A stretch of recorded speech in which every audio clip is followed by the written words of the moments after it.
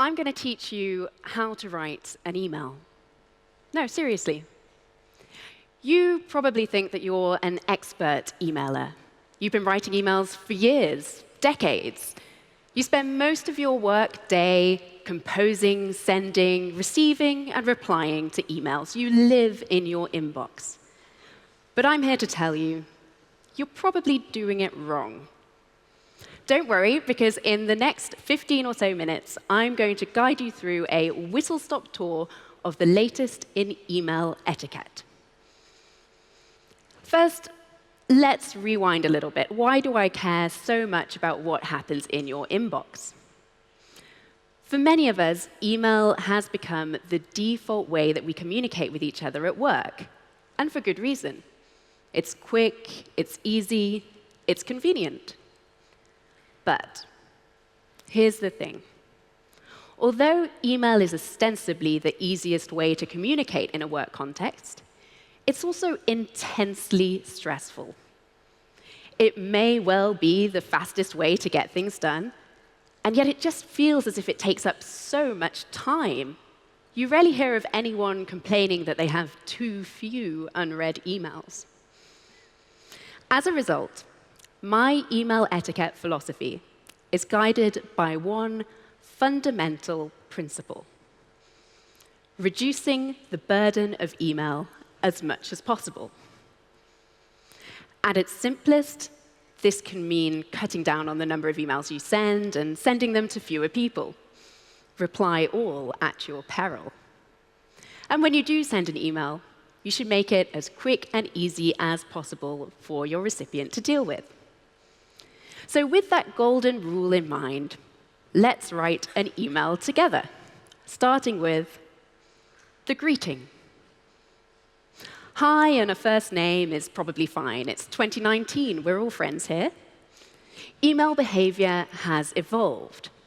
Once upon a time, it may have been customary to treat email like a digital version of a snail mail letter and to address your recipient with "Dear." But nowadays, most emails, especially in a work context, are more like post-it notes than a lengthy missive. In fact, email started out that way. The very first messages sent from computer to computer on the ARPANET network in the 1970s, before the internet as we know it today, were more practical updates from colleague to colleague than perfectly worded letters.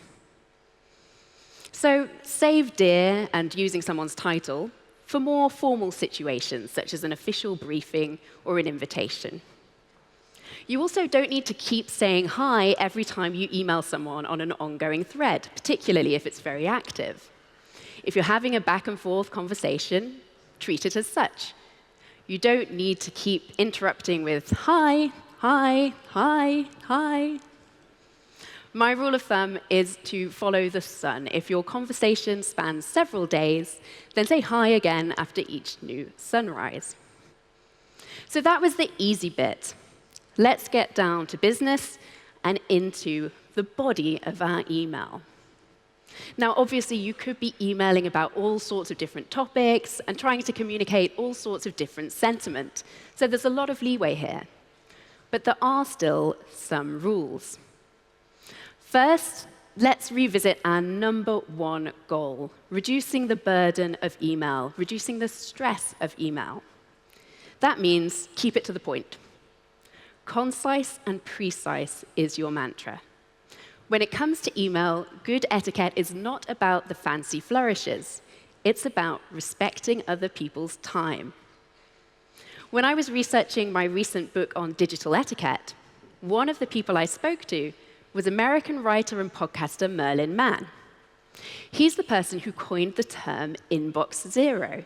If you haven't heard of that, it's basically a method for staying on top of your unread emails. I won't get into it here, but if you have an overfull inbox, it will change your life. Anyway, when I asked him what he thought constituted good email etiquette, he said, assume that everyone you're communicating with is smarter than you and cares more than you and is busier than you. I think that's excellent advice. So, no waffling, no jargon, no small talk. You do not have to ask after your recipient's health every time you email them. That said, it is possible to be too concise. There's a line where brevity crosses over into rudeness. Have you ever received an email like this, perhaps from your boss or a superior at work? Or maybe one like this? Or like this? The classic one-word email. And if you think that's bad, Amazon CEO Jeff Bezos is apparently known for forwarding messages from customers to his employees with not just one word, but one character. The question mark. Can you imagine receiving that email? In these cases, brevity has almost certainly crossed the line into rudeness. No one is too busy to say please and thank you. Instead, these emails seem more like a power play. Someone who emails like this is trying to show you how busy and important they are. And that's not very polite. Another problem with this is the lack of useful information. The email is short, but it's not necessarily easy to deal with. What are you supposed to do with that? As a recipient, are you expected to respond, to take some sort of action? It's really not clear. When you email, to reduce the burden of email, you should be putting all the relevant information and make sure it's included the first time. Double emailing is a big faux pas. As well as a lack of practical information, the problem with the super succinct email is the lack of emotional information. This is a major problem with email, as with many forms of digital communication. Because it's conducted by text, it's very difficult to convey sentiment. You don't have any of the non-verbal cues that we use when we're speaking to each other in real life to communicate your intent, like facial expressions, tone of voice, or body language. And that makes it easy for email to be misconstrued. Is that okay? Happy? Sad? Begrudging? Angry? It can be hard to tell. So when you write an email, read it back and check that it can't be misinterpreted. And make use of all of the language tools that we do have to try to communicate our emotional intent. Even a simple punctuation mark can make a big difference. Take a look at these. Which of these would you most like to receive, and which would you least like to receive? I'd most like to receive the second one. That's a very enthusiastic thanks. I'd least like to receive the third one. There's something so final seeming about that full stop, isn't there? And by the way, this is why I'm very pro-emoji in email, provided it's not a very formal context. Emoji are great at communicating sentiment. They're basically a digital stand-in for facial expression, after all. And all the tools that we do have to make sure that we're not misunderstood, we should be making use of. Next, let's get on to one part that so many people get wrong: the sign-off. I'll keep this one simple. There is a correct way to sign off an email. It is best wishes. Best and all the best are also acceptable. Anything else? Sorry, no. Yours sincerely? Too formal. Yours? Too intimate. Cheers? Okay for friends, but too casual for a professional context. BW? Tacky. Kind regards? Just a bit pompous. Those are all terrible, but my absolute least favorite email sign-off is thanks in advance. What's wrong with thanks in advance? It's incredibly presumptive. You can't thank someone for doing something before they've agreed to do it. That's not how gratitude works. When you say thanks in advance in an email, you're basically saying, hey, by the way, you have no choice whether to do this or not. So stick to best or best wishes, and you can't go wrong. And you do need to write it out every time. Relying on your automated signature to do it for you is the height of laziness. Plus, it won't show up in some email clients. While we're on email signatures, actually, if you do decide to use one, keep it classy.